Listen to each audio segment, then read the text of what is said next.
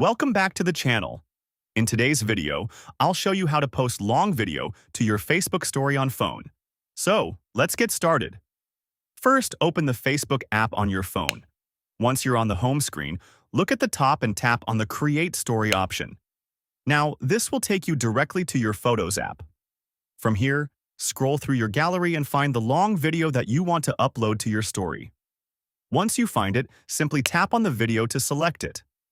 After selecting, tap on Next at the bottom of the screen and the video will appear on the story preview screen. Here, you can make your story more interesting by adding text, stickers, effects, or even music. Feel free to customize it however you like. Once you're happy with your edits, go ahead and tap on the Share button located at the bottom right corner of the screen. Now, wait a few seconds while Facebook processes and uploads your video. And that's it. If you found this video helpful, don't forget to like, subscribe, and hit the bell icon for more useful tutorials. Thanks for watching, and I'll see you in the next one.